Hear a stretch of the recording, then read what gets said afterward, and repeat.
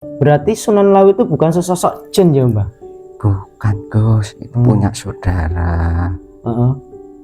Namanya itu Ki Wongso Manggolo Gus. Jika orang-orang sekarang menamakan Kiai Jalak Gus. Kiai Jalak? Iya. Itu saudara adik kakak Gus. Tapi lebih sepuh Sunan Lawu? Iya, adik kakak. Nah terus kok bisa terkenal di Gunung Lawu itu gimana, Mbah?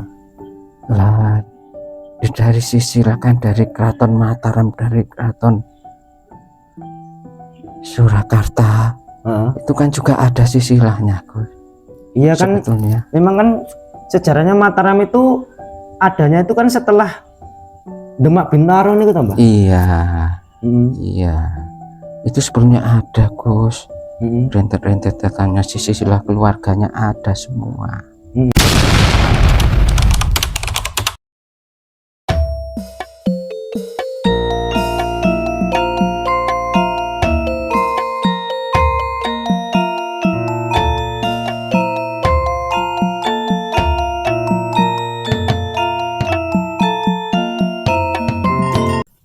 Bismillahirrahmanirrahim. Assalamualaikum warahmatullahi wabarakatuh. Waalaikumsalam. Alhamdulillahirrahmanirrahim. Bertemu lagi dengan kita tim Padepokan Putra Bengawan dalam keadaan sehat, tidak ada kekurangan sedikit apapun. Salam bahagia kepada sedulur-sedulur Padepokan Putra Bengawan dimanapun berada, yang ada di dalam negeri ataupun yang ada di luar negeri, di alam gaib ataupun alam nyata. Saya ucapkan banyak terima kasih atas dukungan-dukungan sedulur semuanya, sehingga Padepokan Putra Bengawan bisa lebih semangat untuk bikin konten-konten selanjutnya. Atas kebaikan sedulur-sedulur semuanya, mudah-mudahan Allah membalas beribu-ribu kali lipat kebaikan, dibukakan pintu-pintu rezeki yang halal yang barokah, digampangkan berbagai macam urusan. Saya ucapkan lagi banyak terima kasih pada sedulur semuanya. Kalau channel-channel Padepokan Putra Bengawan tidak didukung sedulur-sedulur semuanya, Padepokan Putra Bengawan tidak ada apa-apanya. Terima kasih sedulur semuanya yang sudah menonton, meng-like, share, dan komen. Saya mohon sedulur bantuannya semuanya, mohon didukung, dibagikan kepada teman-teman terdekat ataupun di-share agar bisa membantu berkembangnya channel Padepokan Putra Bengawan, dan mudah-mudahan bisa menambah wawasan, pengetahuan, dan mudah-mudahan membuat kita lebih dekat, tambah iman dan takwa kepada Allah. Di kesempatan hari ini kita ditemani dengan senior sesepuh kita, Pak Widodo. Assalamualaikum. Waalaikumsalam. Sehat nggih Pak Dodo? Alhamdulillah. Kesempatan ini kita bersama Pak Dodo mau mengungkap dari sisi gaib. Banyak beredar di kalangan masyarakat sekitar di tanah Jawa itu sering mendengar sesosok beliau Sunan Lawu. Dengan itu kita tim mau mengungkap sebenarnya beliau Sunan Lawu itu siapa. Yang kata-katanya itu ada yang berpendapat bahwa Sunan Lawu itu adalah Raja Brawijaya yang kelima. Ada yang berpendapat lain bahwa Sunan Lawu adalah sesosok jin. Ada juga yang berpendapat beliau itu adalah penguasa di Gunung Lawu. Untuk mengungkap penasaran-penasaran itu sebenarnya siapa, monggo kita ungkap yang sebenar-benarnya lewat proses mediumisasi.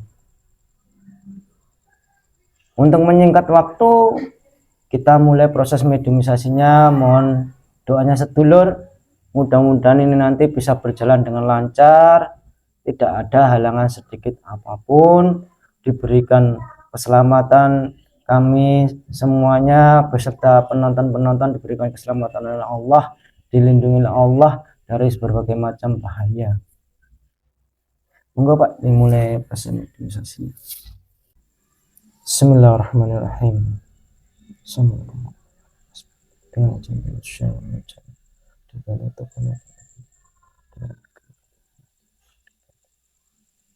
dibersihkan semua dari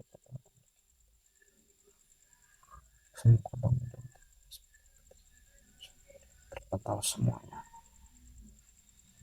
yang bisa mengurangi dengan makanya saya maksudnya bisa menjelaskan sunnah dan saya mohon maaf dan jika ada yang menerobos masuk menyusak otomatis terpulang berkata dan saya mohon ya Allah dan jadinya sunnah proses mediumisasi ini tidak berharap pada sesuatu roh dan semuanya kita sama terpendek sama Allah. Assalamualaikum.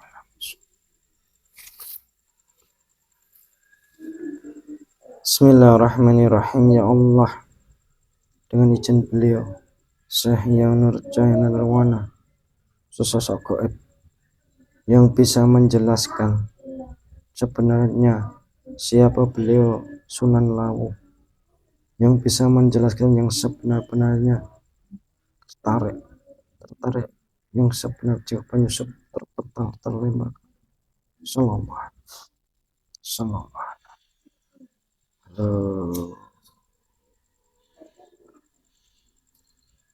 Allah masuk Allah Hasan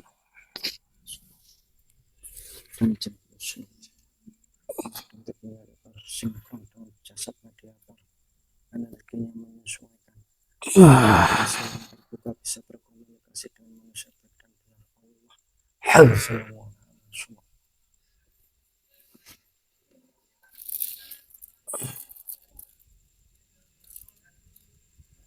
Assalamualaikum. Waalaikumsalam. Mohon maaf, dengan siapa nggih kula berbicara? Nama saya Joyo Widuro. Nggih, sampean itu sosok apa sampean? Saya jin. Wujud saya juga seperti manusia. Sampean berasal dari mana ini? Saya berasal dari Kayangan. Dari Kayangan? Iya. Sampean jin berasal dari Kayangan. Iya. Kayangan tingkat berapa sampean? Saya tingkat 3. 3? Iya. Berarti masih bawah. Iya. Sampean sudah muslim? Alhamdulillah. Sampean yang memuslimkan siapa? Beliau.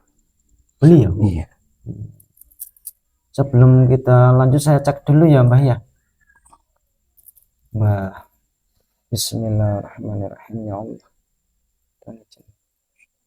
Jika makhluk ini berbohong mengaku jin berwujud manusia dari Kayangan, jika berbohong otomatis terpental dan digantikan yang asli yang sebenarnya bersunnah.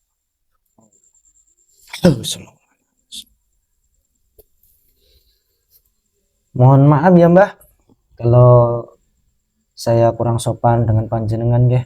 Iya. Sebelum kita ngobrol-ngobrol, saya suguhin hidangan, sampean mau ndak Mbah? Terima kasih. Sampean merokok tidak sampean? Merokok. Oke. Iya. Bismillahirrahmanirrahim. Ya Allah, saya mau nandakan Allah hadir. Monggo Mbah, dinikmati hidangannya.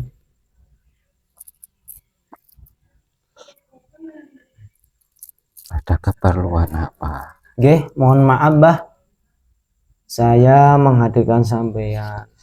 Sampean tadi kok bisa hadir di sini, itu prosesnya gimana Mbah? Saya kan menjaga pintu ketiga. Saya ada sebuah cahaya menarik saya. Ada apa? Ini Mbah, banyak yang beredar ibaratnya dari sejarah-sejarah dari orang tua itu menyejarahkan bahwa Sunan Lawu itu adalah suatu sosok, beliau itu adalah yang bertempat tinggal di Gunung Lawu. Iya. Yaitu mohon maaf Mbah, dijabarkan sebenarnya beliau itu siapa dan dulunya asal usulnya gimana, monggo Mbah dijelaskan sambil menikmati. Sebetulnya saya minta maaf bila Nggih. nanti kata-kata saya ada yang tidak berkenan, Nggih Mbah. mungkin kurang pas. Nggih. Saya minta maaf. Iya Mbah. Yo dijelaskan sebatas pengetahuan sampeyan Mbah. Ya dulu itu Sunan Lawu itu adalah putra selir dari Majapahit yang berkelana bersama sang ibu karena mengharap bisa mendapat ketenangan dan menuju ke Lawu. Karena pada saat itu Majapahit sudah mau runtuh, sudah nggak ada harapan lagi. Lalu beliau hidup di sana bersama ibunya. Dan sejak itu beliau suka menyendiri, mencari ilmu-ilmu yang bermanfaat, menyatu dengan alam. Kalau boleh tahu Mbah, Sunan Lawu itu sebelum bergelar Sunan Lawu itu namanya siapa? Yang saya tahu beliau itu adalah Dipo Manggolo. Dipo Manggolo? Iya. Itu berarti kalau diruntut itu masih ada darah dari kerajaan Majapahit ya Mbah? Masih itu putra selir. Putra selir? Iya. Kalau selir itu tidak punya kedudukan. Oh iya. Nah terus Sunan Lawu itu tadi melakukan ritual-ritual itu ada guru pembimbingnya tidak Mbah itu? Ya ada. Siapa yang membimbing beliau itu Mbah? Kanjeng Sunan Kalijogo. Oh, berarti malah Kanjeng Sunan Kalijogo? Iya. Itu memang sudah direncanakan Sunan Kalijogo atau memang itu kebetulan bertemu itu Mbah? Ya memang itu sudah perjalanan. Mereka mencari guru, akhirnya bertemu dengan Kanjeng Sunan Kalijogo. Diperintah untuk menyembahkan agama di bagian Ngawi, Gus. Oh, di bagian Ngawi? Iya. Berarti sebelum bergelar Sunan Lawu itu beliau itu berguru kepada Sunan Kalijogo? Iya. Kan sama Syekh Saidi Jenar juga berguru kepada Syekh Saidi Jenar? Enggak Gus. Gimana maksudnya Mbak? Enggak, itu kan saudara seperguruan Gus. Itu tadi berarti sebelum bertemu dengan beliau Sunan Kalijogo itu Sunan Lawu itu belum muslim Mbak? Belum tahu apa-apa Gus.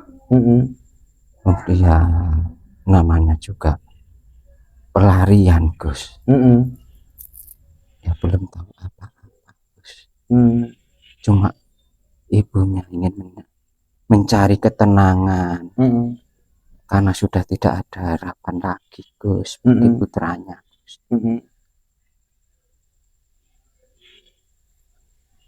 Ya perjalanan sampai bertemu Kanjeng Sunan Kalijogo, dibimbing Gus, diberi pengetahuan tentang agama, tentang arti ya, hidup, tentang kesenian itu Gus. Kan berarti Sunan Lawu itu bukan sesosok jin ya Mbak?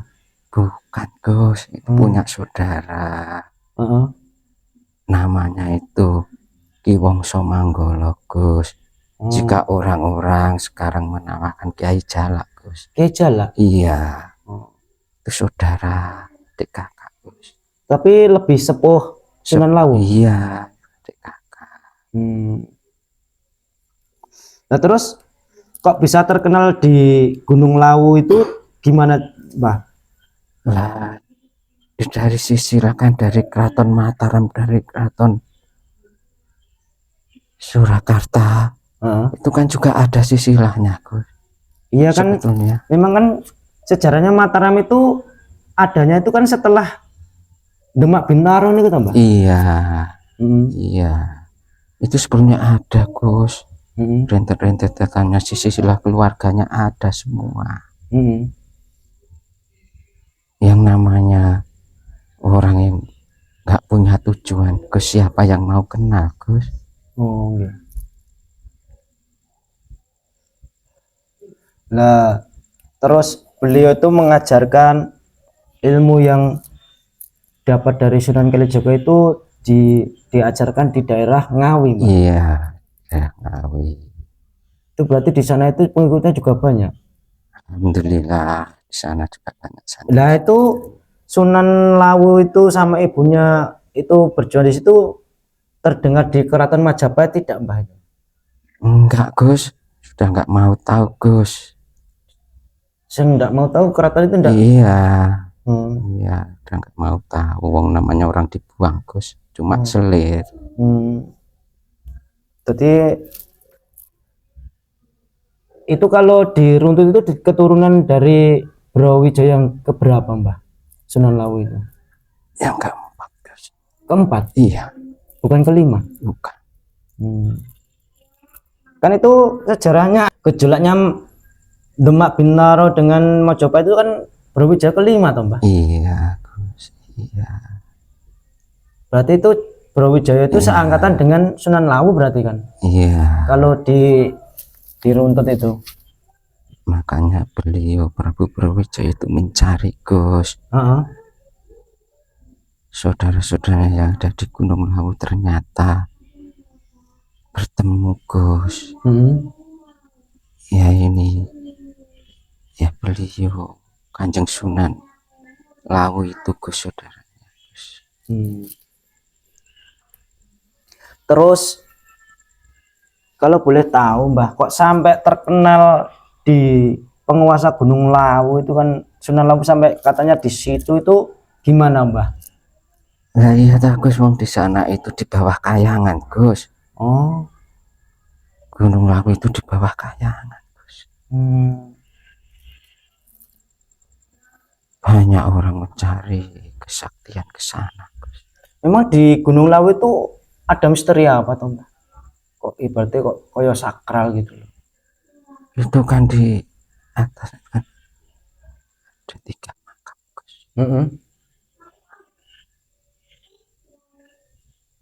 Itu makam siapa, Mbah? Ya, itu bukan saya, Gus. Nanti banyak orang yang mencari, Gus. Oh, itu memang tidak boleh dikatakannya sebenarnya tuh masih rahasia. Nanti takutnya ada di pemujaan ya, Mbak, ya. Iya. Berarti itu makamnya sosok tokoh yang penting ya. Iya, Mas. Lah gini, Mbah, katanya itu Brawijaya yang kelima itu moksa di Gunung Lawu itu kok benar, Mbah? Ada yang cerita, ada yang moksa, ada yang memang meninggal, itu sebenarnya gimana, Mbah? Iya, pendapat orang kan beda-beda ya, Gus. Iya. Yang dianggap moksa itu seperti apa? Itu kan nggak pada tahu, toh, Gus. Yang namanya moksa itu kan menyatu dengan alam, Gus, dengan yang pencipta, Gus. Sudah nggak memikirkan apa-apa, Gus. Supaya tidak diketahui orang yang dipinginnya cuma beribadah kepada Sang Pencipta, Gus. Iya, kembali kepada Sang Pencipta. Iya. Karena begini, Gus. Romo Brawijaya ke sana itu karena tidak mau, Gus, ada pertempuran dengan anak sendiri. Iya, katanya kan dengan Raden Patah itu ada perbedaan paham ya Mbak ya. Iya. Kalau Raden Patah itu terkenal dengan ajaran baru. Iya. Islam, kalau Majapahit itu kan Hindu atau Buddha itu toh Mbak. Itu. Jadi Raja Brawijaya yang kelima itu menenangkan diri Mbah daripada nanti gejolak dengan anaknya itu. Iya.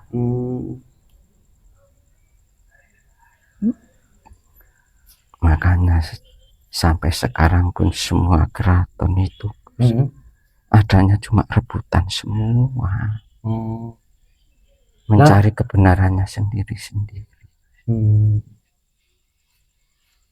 Memang dari dulu itu sudah terjadi ya Mbah, ibaratnya perebutan kekuasaan itu memang sudah dari dulu itu sudah kayak jadi budaya ya Mbah. Iya Gus, wong dari Rasulullah sendiri aja pun juga begitu kok Gus. Iya, banyak orang yang merebutkan. Iya. Itu bukti nyatakan dari Rasulullah itu kan sehabis Rasulullah wafat itu kan dari sahabat-sahabat itu banyak gejolak yang tidak cocok dengan kepemimpinan sahabat-sahabat dan terjadi pemberontakan itu. Makanya Gus, sekarang banyak orang Jawa yang pergi ke sana. Itu sebenarnya ngapain Mbak? Ya mungkin cuma mencari ketenangan Gus sebetulnya Gus. Dengan terjadinya ibaratnya gejolak antara Majapahit dengan Demak, itu Brawijaya itu pergi ke Gunung Lawu itu dengan ibaratnya kepercayaan atau cuma sendiri Mbak? Beliau Dia cuma sendiri Gus. Sendiri mau menenangkan diri Gus. Tapi sebenarnya dengan menenangkan diri itu Raja Brawijaya itu cocok dengan yang dibawa ajaran anaknya atau memang dengan kepercayaannya sendiri Mbak? Ya beliau yakin Gus, pada saatnya anaknya akan menjadi besar Gus. Beliau yakin dengan itu, makanya beliau pergi Gus, menyerahkan semuanya. Kasihan dengan rakyat-rakyat nanti Gus, jika ada pertempuran dengan warga sendiri. Iya. Kan berarti dari kejadian-kejadian itu kan bisa untuk pembelajaran orang-orang zaman sekarang tambah harusnya. Ya seperti di negara ini. Kan nanti kalau tidak ada yang mengalah kan nanti jadinya ya yang jadi korban kan rakyat toh Mbah.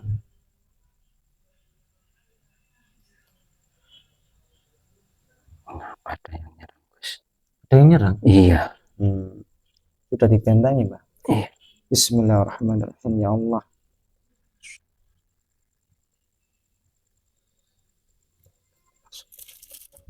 Allah. Gimana Mbah?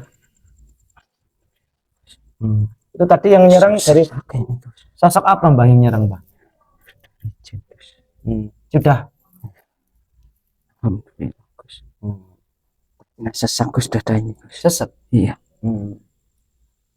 Tapi sekarang rasanya gimana Mbah? Alhamdulillah. Gus.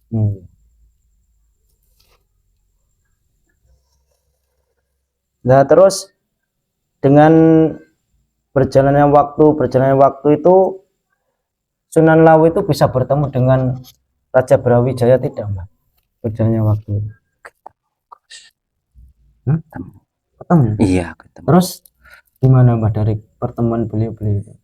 Ya itu kan Sunan Lawu itu kan diangkat menjadi Sunan Gus. Semenjak itu ke sana yang namanya lalu diangkat menjadi Sunan Lawu Gus, sebagai penjaga Gus. Itu berarti yang mengangkat Sunan Lawu itu beliau Raja Brawijaya itu? Iya. Diangkat menjadi Sunan untuk penghormatan? Iya.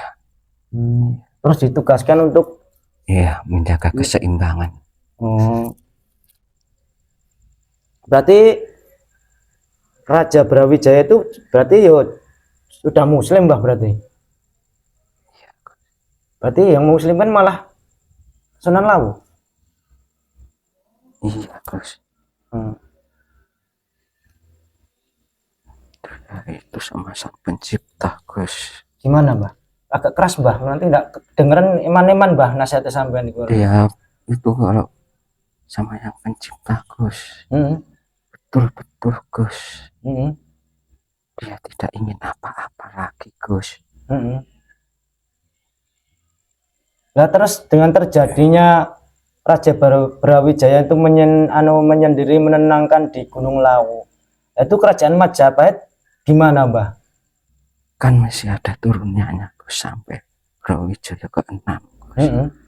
Masih Gus. Lalu ada pemecahan Gus. Dibagi-bagi.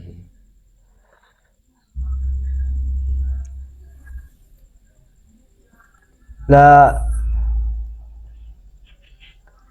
kalau boleh tahu Mbah, semenjak Raja Brawijaya itu menyendiri di Gunung Lawu itu Mbah, terus apa yang dilakukan Raden Patah itu Mbah?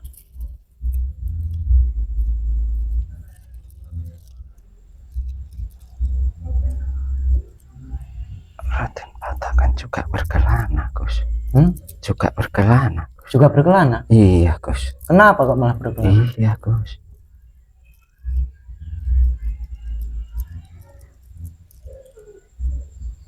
Beliau juga mencari Gus. Mencari sebuah guru Gus.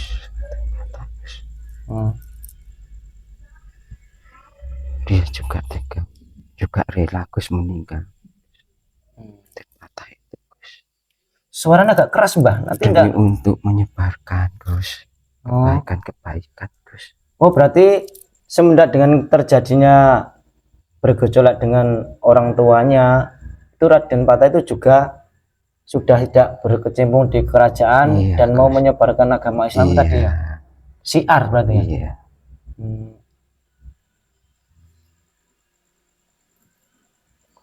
Nah itu Sunan Kalijaga itu bisa bertemu dengan Sunan Lawu itu bertemu di mana itu Mbak sejarahnya?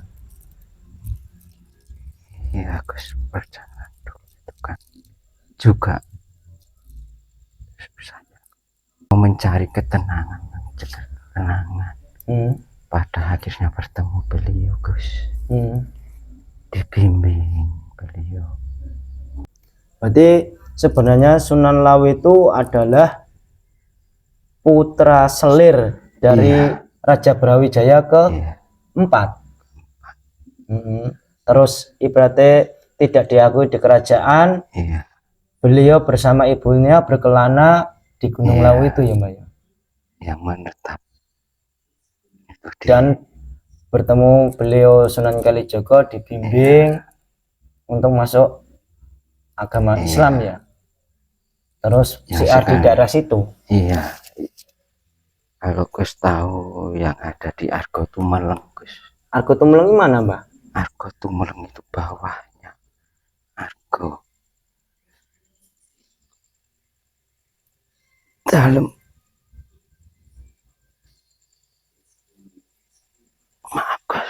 Kenapa? Gus tidak boleh diceritakan Gus. Oh tidak boleh diceritakan? Iya. Oh iya. Berarti sampai sekarang itu beliau Sunan Lawu itu diberi amanah untuk tetap menjaga di Gunung Lawu itu ya? Iya Gus. Iya betul. Makanya orang-orang ke sana itu sebetulnya mencari ilmu itu bukan ke sana Gus. Sebetulnya Gus. Ya di situ tuh ada tempat menenangkan diri Gus. Menyatu dengan malah sekarang mereka sok tahu yang ini yang benar Gus. Mereka tidak tahu dibelok-belokkan oleh siapa Gus.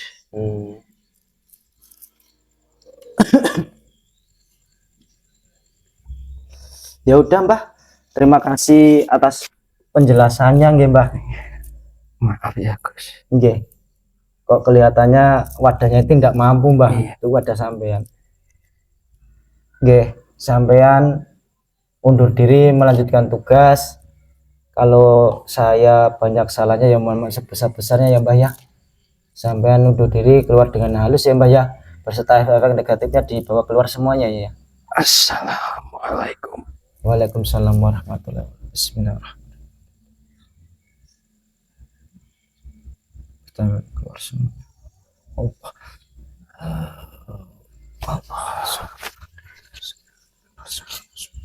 Salam.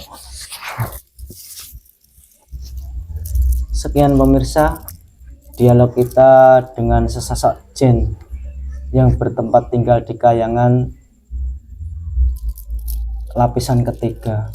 Beliau menjelaskan bahwa Sunan Lawu itu adalah keturunan dari kerajaan Majapahit, Raja Brawijaya yang keempat, karena ibu beliau adalah selir sehingga tidak mempunyai tahta ataupun tugas di kerajaan Majapahit, sehingga ibu beserta Sunan Lawu itu melakukan perjalanan di Gunung Lawu dan alhamdulillah bisa bertemu dengan beliau Sunan Kalijaga, sehingga beliau dibimbing agar masuk muslim.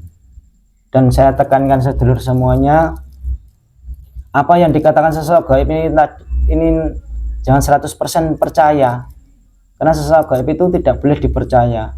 Ambil saja dari sisi positifnya, mudah-mudahan bisa bermanfaat, bisa menambah wawasan, pengetahuan, dan lebih-lebihnya bisa menambah keyakinan, iman, dan takwa kepada Allah.